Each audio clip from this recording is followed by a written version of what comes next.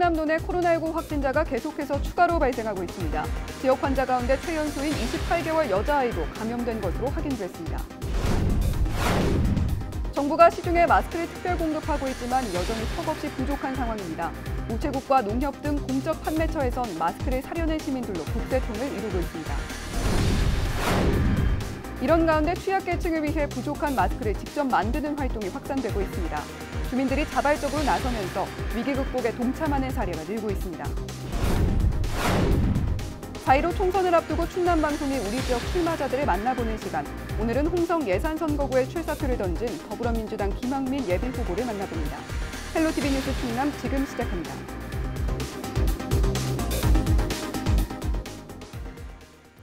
여러분 안녕하십니까? 헬로티비 뉴스 충남입니다. 충남 지역 코로나19 확진자가 계속해서 늘고 있습니다. 지난달 첫 번째 확진자가 나온 뒤 하루도 거르지 않고 발생하고 있는데요. 보도국 취재기자 연결해 자세한 내용 알아봅니다. 네, 김단비 기자, 충남 지역 확진자 몇 명이죠? 네, 오전 10시 30분 기준 충남 지역 코로나19 확진자는 모두 82명입니다. 2일 밤부터 3일 오전 사이 천안에서 4명의 확진자가 추가로 발생했는데요. 50대 남성과 50대 여성 2명, 그리고 2살 여자아이를 포함해 4명이 확진 판정을 받았습니다. 특히 충남의 79번째 환자인 생후 28개월 여자아이는 지역 환자 가운데 최연소인데요. 다행히 이들의 상태는 양호한 것으로 전해졌습니다. 이에 따라 천안 지역 확진자는 74명으로 늘어 충남에서 가장 많고 아산 7명, 계룡 1명입니다. 네, 시청자분들이 가장 궁금해하는 것 중 하나가 확진자 감염 경로, 또 이동 동선일 텐데요. 관련 내용 공개됐습니까? 네, 확진자 82명 가운데 현장 역학조사가 완료된 건 70건인데요. 세부적인 확진자 이동 동선은 충남도나 지자체 홈페이지에서 확인할 수 있습니다. 일부 확진자에 대해서는 접촉자 수도 공개됐지만 어디서 어떻게 감염됐는지 뚜렷한 감염 경로는 확인되지 않고 있습니다. 다만 확진자가 급증한 이유로 40대 줌바 댄스 강사가 추정되고 있는데요. 지난 2일 기준 확진자 80명 중 피트니스 관련자는 71명으로 대부분이 줌바 교습소와 피트니스 센터와 연관된 것으로 나타났습니다. 네, 충남뿐만 아니라 전국적으로 확진자가 늘고 있습니다. 확진자 수가 크게 늘어나다 보니 치료시설에 대한 우려도 나오고 있는데요. 충남 지역 치료시설 충분한가요? 네, 현재 충남도 내 음압병실 27개는 이미 꽉 차 있는 상황입니다. 최근 충남도는 홍성과 서산, 공주의련을 전담병원으로 지정해 400여 병실을 확보했지만 늘어나는 확진자 추세를 감안할 때 추가 치료센터가 필요할 것으로 예상되는데요. 이에 따라 도는 코로나19 무증상자나 경증 환자를 수용할 수 있는 생활치료센터로 국가연수원 등 2~3곳을 검토하고 있습니다. 계획대로 생활치료센터가 추진된다면 700여실 이상의 병실을 확보할 수 있을 것으로 보입니다. 부족한 의료진은 도내 의료원이나 대형 병원에서 충원할 방침으로 만약에 있을 주민 반발에도 대비하고 있습니다. 네, 오늘 소식 여기까지 듣겠습니다. 지금까지 보도국 김단비 기자였습니다.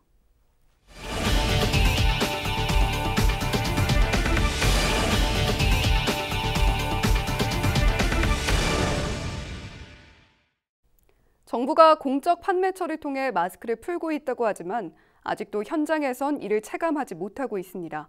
턱없이 부족한 물량 탓에 몇 시간씩 줄을 서는가 하면 허탕치는 일도 벌어지고 있는데요. 마스크 유통망을 더 확대해야 한다는 지적이 나옵니다. 정선영 기자입니다. 농협 하나로마트 앞에 시민들이 길게 줄지어 서 있습니다. 오후 2시부터 마스크를 판매한다는 소식에 마트는 아침 일찍부터 북새통을 이뤘습니다. 마스크는 금방 동이 났지만 시민들은 혹시나 하는 마음에 발길을 돌리지 못합니다. 일단 모여 있는 게 안 좋으시니까 일단 귀가하세요. 다음 기회를 하시고. 이날 판매된 마스크는 200장으로 한 사람당 2장까지만 살 수 있도록 제한했습니다. 턱없이 부족한 물량에 미처 사지 못한 시민들은 분통을 터뜨립니다. 국민들이 제대로 살 수 있게 해줘야지 이렇게. 아니 이 홍성군에 농협으로 200장 온다는 건 말도 안 되는 소리죠. 인구가 얼만데 하나씩을 팔더라도 인구가 얼만데. 그러면 200명이면 200명, 300명, 300명 해가지고 오시는 양반들 번호표를 주셔가지고 번호표 여기서 딱 끄십니다. 그러면 이렇게 기다리지도 않잖아요. 이게 얼마나 시간 낭비예요. 다른 곳도 상황은 마찬가지입니다. 이 우체국은 오전 11시부터 한 사람당 5장씩 85명까지만 판매했는데 이미 3시간 전부터 선착순 정원이 훌쩍 넘었습니다. 어르신들은 줄을 설 엄두도 안 난다며 빈손으로 허탈하게 돌아갑니다. 한 3, 40명 있더라고요. 근데 벼딱지 있어야지 안 준다고 그래요. 그래서 또 혹시나 하고 또 줄 서서 들어가 보니까 끝났다고 안 줘요. 그냥 나왔지 뭐 어떻게. 이건 열을 써내 열을 이거 하나 있는 거. 아유. 정부는 지난달 26일 농협과 우체국, 약국 등 공적 판매처를 통해 마스크를 하루 500만 장 이상 공급하겠다고 밝혔습니다. 하지만 배송 등 유통 문제로 혼란이 생기면서 현장에선 여전히 마스크 대란이 일어나고 있는 상황. 시민들이 보다 손쉽게 구할 수 있도록 유통망을 확대해야 한다는 목소리가 높아지고 있습니다. 헬로티비 뉴스 정선영입니다. 부족한 마스크를 아예 직접 만드는 움직임도 확산되고 있습니다. 위기 극복을 위해 주민들이 자발적인 봉사활동에 나선 건데 이 마스크는 모두 취약계층에게 전달됩니다. 한범호 기자입니다. 일정한 모양으로 잘린 천을 재봉틀로 가져갑니다. 몇 번의 박음질을 거치자 금세 마스크 형태가 갖춰집니다. 여기에 미세먼지 차단용 필터까지 부착하면 시중에 파는 거 못지않은 마스크가 완성됩니다. 마스크 대란이 일어나자 봉사단체 회원들이 직접 자체 제작에 나선 겁니다. 요청이 들어왔어요. 마스크를 만들 수 있느냐 요청이 들어왔는데 우리 봉사원들이 사무실에서 모여서 손으로 마스크를 만들고 있었거든요. 각자 자기들이 쓰려고 그랬는데 마침 그런 요청이 만들 수 있느냐는 요청이 들어와갖고 아 우리도 할 수 있다. 그럼 만들겠다. 이렇게 해서 만들게 되었습니다. 목표 개수는 2,500개. 모두 어르신 등 취약계층에게 전달됩니다. 팔을 걷어붙인 재봉 전문가부터 가족용 재봉틀을 갖고 나온 회원들까지 매일 30여 명이 힘을 보태고 있습니다. 적십자는 재난시에 국가 재난시에 항상 구호 물품 담당으로 있다는 거에 되게 자부심이 컸어요.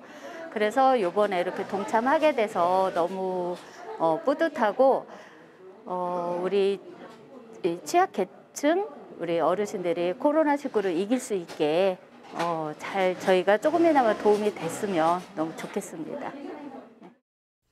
태안의 한 바느질 동호회 역시 마스크 만들기에 재능을 쏟아붓고 있습니다. 군 자원봉사센터와 함께 만든 마스크 300개는 저소득층과 홀몸 어르신, 6.25 참전용사에게 우편 등으로 보낼 계획입니다. 취약계층이나 꼭 필요하신 분들이 더 구하기 힘든 실정이라고 그렇게 생각이 들어서 저희가 봉사를 하는 동아리인데 마스크를 만들어서 필터를 이렇게 교체하는 걸로 제공을 하면 좋겠다고 그렇게 의견이 모아졌어요. 그래서 시작하게 되었어요. 코로나19 위기 극복에 기꺼이 동참하고 나선 이들. 작지만 큰 힘을 불어넣고 있습니다. 헬로티비 뉴스 한보호입니다. 코로나19 확산으로 마스크 품귀 현상이 발생하자 미인증 마스크 등을 판매한 불법 체류자 2명이 검거됐습니다. 충남경찰청은 천안에 위치한 한 아파트에서 미인증 마스크와 손 세정제를 인터넷을 통해 비싸게 판매한 태국 국적의 불법 체류자 2명을 현행범으로 체포했습니다. 이들은 SNS 등을 통해 미인증 마스크와 손 세정제 2,000개를 구입한 뒤 마스크는 한 장에 3,500원, 손 세정제는 6,000원씩 판매하는 등 약사법 위반한 혐의를 받고 있습니다. 경찰은 남은 마스크와 손 세정제는 압수했으며 매입 경로를 추적해 제조업체 등에 대한 수사도 진행하고 있습니다. 4.15 총선을 앞두고 충남방송이 우리 지역 출마자들 만나보는 기획보도 이어가고 있습니다. 오늘은 당진 선거구에 출사표를 던진 더불어민주당 김학민 예비후보 만나봅니다. 안녕하십니까. 저는 홍성 예산지역 더불어민주당 국회의원 예비후보 김학민입니다.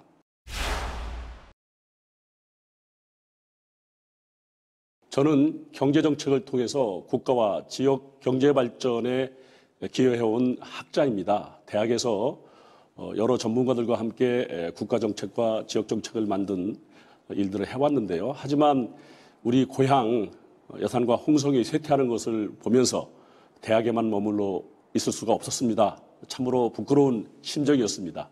이제 우리 고향이 다시 한번 옛 영광을 부활할 수 있도록 제가 나서서 일을 해야겠다는 간절한 심정으로 출마를 결심하게 됐습니다. 우리 예산이 어떤 곳이었습니까? 예산농업학교, 아주 유명한 학교였죠. 전국에서 우수한 인재들이 몰려왔고요. 그리고 우리나라 최초의 지방은행인 호서은행 본점이 있었던 곳이었습니다. 홍성은 어떻습니까? 지금 국립한밭대학교의 전신이 우리 홍성 공업전수학교였다는 것을 아십니까? 바로 홍성의료원 자리가 그 곳이었는데요. 이러한 옛 영광이 지금은 쇠퇴하는 지역으로 전환됐습니다. 우리 젊은이들이 빠져나가고 있고 인구가 감소되고 있습니다.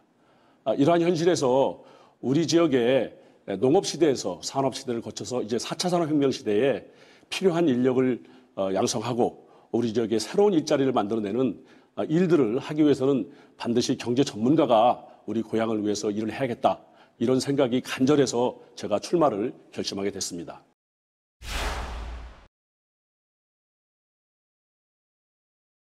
저는 정치 신인입니다. 하지만 정치가 국민의 소망을 담아서 정책으로 만들어가는 과정을 결정하는 일을 하는 것이라면 저야말로 이 일에 가장 적합하다고 생각합니다. 저는 지금까지 국가와 지역의 경제 정책을 위해서 다양한 혁신 정책을 만들어 왔습니다. 그중에서 20년 전에 우리나라 최초의 테크노파크를 기획하고 충남 테크노파크 설립의 총괄 기획을 맡았었습니다. 그리고 5대 6대 원장을 하면서 천안 아산 지역을 중심으로 해서 충남의 경제를 혁신적으로 발전시켰다는 평가를 받고 있습니다. 이제 이러한 경험을 우리 고향 홍성 예산에 쏟아붓고 싶습니다. 앞으로 홍성 예산이 충남과 우리 대한민국의 중심이 될 수 있는 경제정책을 만들어내는 전문가들이 함께하는 지역으로 발전시켜 나가는데 저의 차별화된 장점이라고 생각을 합니다.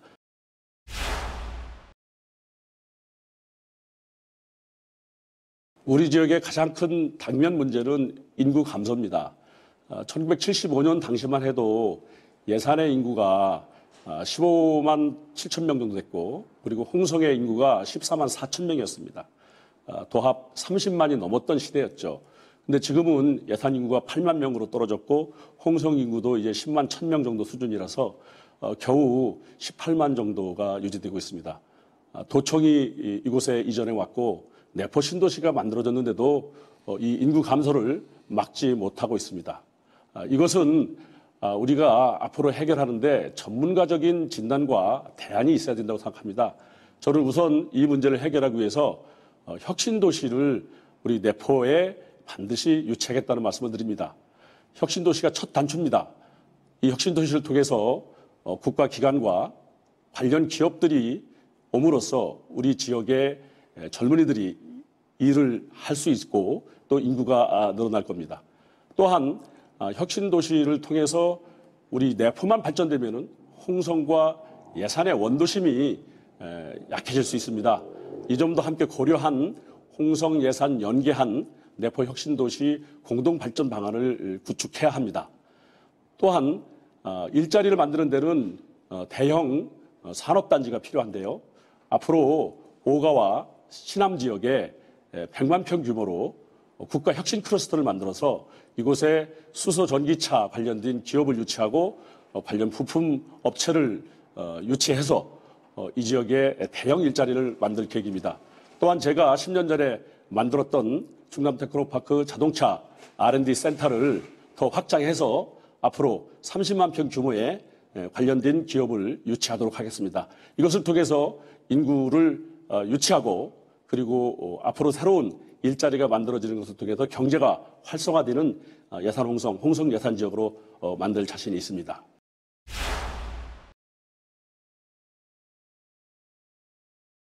저에게 정치는 출세의 통로가 아닙니다. 저의 정치 이념을 상대방에게 강요하는 노선 투쟁의 수단도 아닙니다. 저의 정치의 목표는 우리 고향의 자녀들이 부모님들과 함께 잘 살 수 있는 그런 나라를 만드는 일입니다. 그러기 위해서는 우리 고향에 많은 인재들이 올 수 있도록 다양한 혁신 주체들을 함께 만들어내야 되는데 이 일을 하는데 제가 앞장서겠습니다. 중앙정부에서는 더불어민주당의 혁신도시 추진특별위원회 위원장으로 저를 임명했습니다. 그리고 충남도에서는 양승조 지사와 함께 충남경제발전전략위원회 공동위원장으로 함께 일하면서 우리 홍성 예산을 충남의 중심, 대한민국의 미래로 만드는데 함께 설계하고 있는 든든한 동반자입니다. 제가 지금까지 경험하고 배웠던 지식을 우리 고향을 위해서 제 한 몸 던지겠습니다. 군민 여러분께서 받아주십시오. 감사합니다.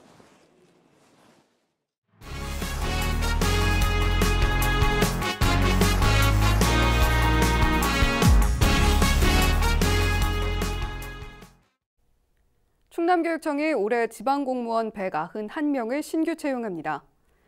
도교육청은 교육행정직 153명을 포함해 사서직과 보건직 등 183명을 공개 경쟁으로 선발한다고 밝혔습니다. 또 경력 경쟁으로는 운전직과 특성화 마이스터고 졸업자 6명을 기술직으로 뽑습니다.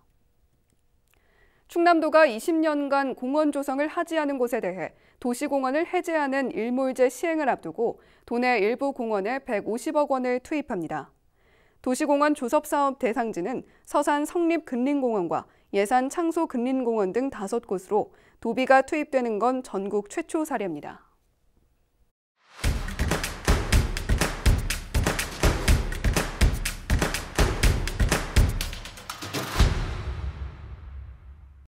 충남도가 오는 6일까지 도내 16개 시외버스 터미널에 열화상 카메라를 설치합니다. 버스터미널 이용객에 대한 발열 상태를 확인하고 발열 등 이상 증세가 발견되면 인적 사항을 확인한 뒤 선별 진료소로 안내됩니다. 열화상 카메라는 코로나19 확산을 억제하고 대중교통 이용객의 불안감을 해소하기 위해 마련됐습니다. 코로나19 여파로 청양 칠갑산 오토캠핑장과 동강리 오토캠핑장이 잠정 휴장합니다. 휴장 기간은 코로나19가 종식될 때까지입니다. 휴장 기간 동안에는 온라인 예약 시스템이 중단되고 이미 예약한 사람에 대해서는 취소 후 환불됩니다. 서산에서 코로나19 극복을 위한 기부 행렬이 이어져 감동을 주고 있습니다. 지난달 현금 98만 원을 기탁한 익명의 80대 기부자가 추가로 100만 원을 기탁한 데 이어 관내 기업에서도 마스크와 손소독제를 기부했는데요. 서산시는 기탁받은 마스크와 성금을 지역 저소득층과 취약계층에 전달할 예정입니다. 당진시가 수영장 강습 프로그램을 새롭게 개편합니다. 시는 빠르면 오는 2분기부터 기존 회원을 우선 접수받는 재등록 제도를 폐지하고 매월 희망자 신청을 받아 추첨하는 신규 등록제로 개편하기로 결정했습니다. 또 개편 후에는 수영 강습 시간에 별도 2개의 자유수영 레인을 운영할 계획입니다. 지금까지 25초 뉴스였습니다.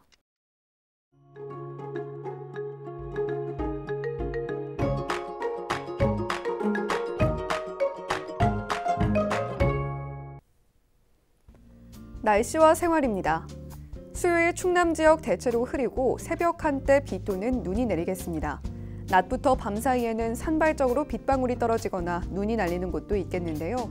바람이 강하게 불고 비나 눈이 오는 지역은 가시거리가 짧아 교통안전에 유의해야 합니다. 수요일 아침 최저기온은 0도, 낮 최고기온은 6도를 보이겠습니다. 자세한 우리 지역 날씨입니다. 아침 최저기온은 서산과 홍성, 청양이 0도, 당진 1도, 태안과 예산은 2도 예상됩니다. 낮 최고기온은 당진과 태안, 청양이 5도, 서산, 홍성, 예산이 6도로 한 자릿수 기온을 나타내겠습니다. 다음으로 생활지수입니다. 수요일 충남 지역 대체로 흐리고 곳에 따라 비나 눈이 오는 곳도 있겠는데요. 빨래와 세차하기에 좋지 않습니다. 난방은 낮 시간에도 필요하겠습니다. 이어서 주간 날씨 살펴봅니다. 이번 주간은 기압골의 영향으로 토요일에는 비가 내릴 것으로 예보됐습니다. 기온은 평년과 비슷하거나 조금 높겠습니다. 이어서 우리 지역 바다 날씨 살펴봅니다. 서해 중부 해상 비가 내리겠고 서해 남부 해상은 비 또는 눈이 내리겠습니다. 바다의 물결은 서해 중부 1m에서 2.5m, 서해 남부는 1에서 2m로 일겠습니다. 지금까지 날씨 전해드렸습니다. 헬로티비 뉴스 충남, 오늘 저희가 준비한 소식은 여기까지입니다. 저희는 언제나 지역 주민 여러분 곁에 있겠습니다. 함께해 주신 여러분 고맙습니다.